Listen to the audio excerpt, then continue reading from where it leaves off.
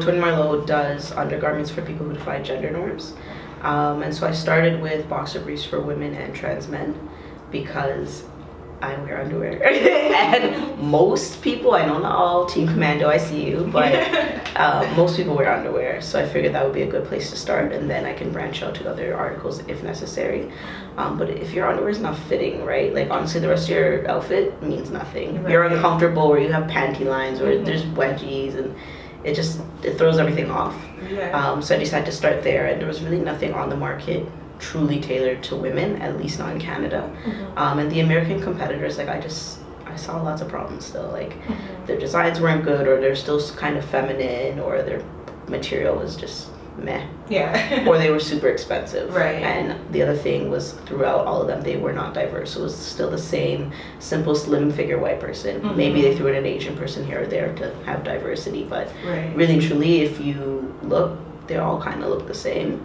And the reality is, the world is not the same. You know, there's really, really skinny people, there's really, really chunky people. Hopefully chunky doesn't offend anybody.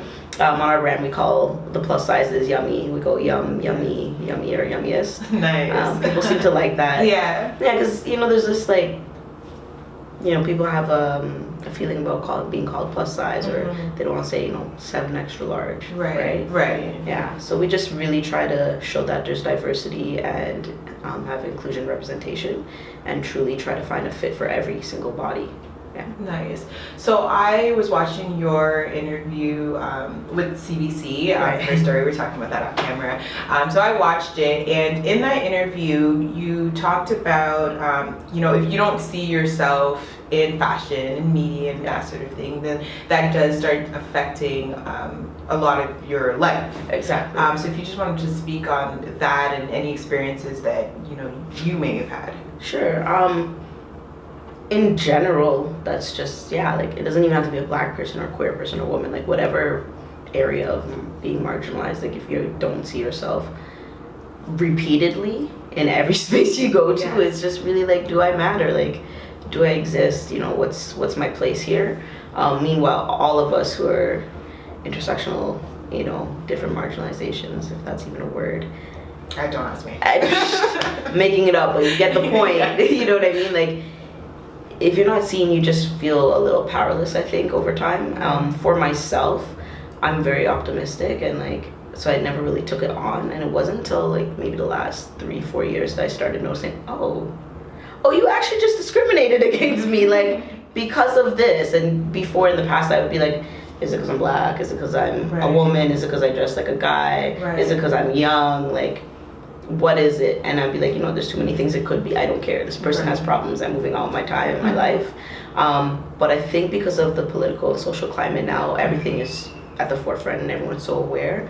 You have to open your eyes and see. And so I'm doing my part to kind of be aware, and then however I can help minimize the negative effects, that's what I would like to do. That's awesome. And so you're doing that through your brand? Yes.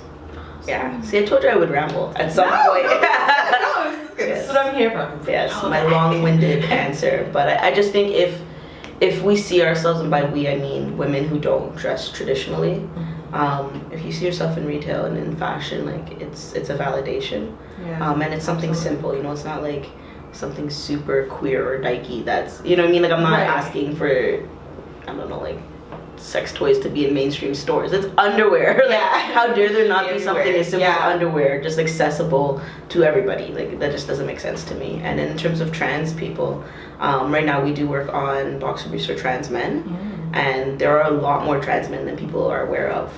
One, I think because a lot of them aren't out, and two, a lot of them pass as cisgender men, so you may not even realize. But when they're going shopping, where do they fit? You know, who do they ask questions about? Because the, you know, traditional men's underwear aren't always going to fit them very well, and it depends on each person's, you know, body and where they are in their transition.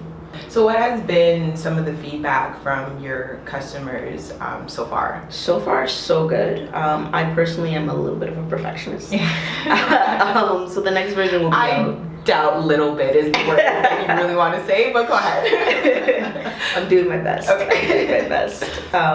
But yeah, so far so good. You know, even on backstage yesterday, like I was so happy. Like they were jumping up and down and like having fun. They're like, ooh, like I could wear these outside. Nobody would even know. They would think they're shorts. I'm like, perfect, wear them outside. Go for it. Yeah. And they're like, I could wear it to gym. I'm like, that's the intention. You know, Right. other fabrics are coming out. You know, a lot of people. The one we have available right now is Model, which is it's 100% organic. It comes from bamboo, but it's like the highest end of bamboo basically, and it's just super luxurious, soft. You don't feel it, you forget. And a lot of people love that material, but they also like that it fits them. Right. Like it's not bunching, there's no wedgies.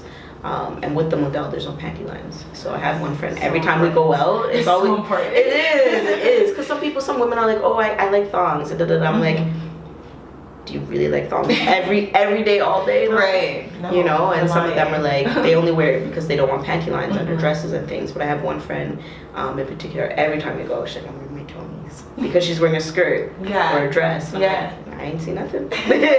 So, Nice. yeah. And so where did the name Toni Marlow come from? Is that any kind of personal Because I knew you existed. Oh, I was just waiting for that, and so Yes. that's why I brought back the question. I actually was so excited when you emailed me. I'm like, this is so cool. Basically, we started with a very, very queer name, with boy in it, BOI, and I don't want to be just a queer brand. Right. I want that to be the niche we start with, and so that, you know, this community knows there's something specifically for them. Gotcha. But at the end of the day, we make undergarments for bodies. Right. Right, we make stuff for women primarily, as well as we're branching out into other folks. So I decided I couldn't have a super queer name. Right. And then I was like, okay, I got a little more serious. We were gonna do something called tailored because it's tailored for your body. Right. Nothing fit. It just didn't work. Right. And I was like, okay, let's be real. Let's take this seriously. Companies that do fashion, they have actual names. And we just brainstormed, and Toni always came back to me as like a strong female name. Case in point. And then Marlow just sounded sexy as hell Yes, to me. it does. $1 from every purchase Yes. of your line goes towards suicide prevention. Yes. Which I think that's very important. What made you decide to, attach your brand to that cause? Okay, so one thing I've been putting off, thank you, I will get on it. The long and short, originally it was going to be one pair of boxers that was purchased would be donated to Sprout House or another like LGBTQ homeless shelter or something like that, or a women's shelter. Quite honestly, we don't have margins for that yet. And then as time went on, I was like, how can we, again, like I said, with the name change as well, okay, that's not going to appeal to everybody who purchases, so how can their dollars be affected in a way that some will go back to them? And so I thought about suicide, I thought about homelessness as a general thing. And then my best childhood friend had taken his life, out of respect for his parents, which I am procrastinating on. I won't say his name, but all who know me know. He's one of my angels for sure. And so yeah, he did what he did in January last year, and it had a big impact on me.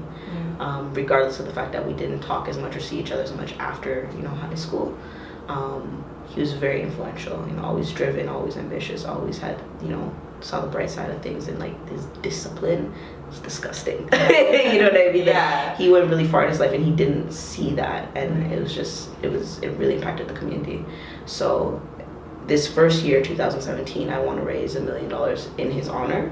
Awesome. And thereafter, I just, you know what I mean? Like, suicide affects every single person, whether it's their own personal thoughts or if it's someone that they love about who has those experiences or actually goes through with it. And the rates for queer youth are the second highest. So I believe it's middle-aged men have the highest rates of suicide, and then it's followed by LGBTQ2S plus youth. Wow. Yeah, the rates are just, it's so sad. And it's honestly, I do believe it's preventable. Yeah. It's preventable, and you just need to have the resources and feel safe enough to discuss it. Right. And so I hope that our donations can help with that. That's awesome. Yeah. That's awesome. I'm so sorry to hear about your friend, but the fact that you are, again, as you said, you're doing so much for so many people. I don't know if you realize that, but you really are, and being able to give back in that way, I think that's very important. I hope so. And even like specifically within the Black community, Yeah. I want to do more work there. So anybody who's watching this and you want to get in touch, please do. I'm always open to collaboration and just working with the community.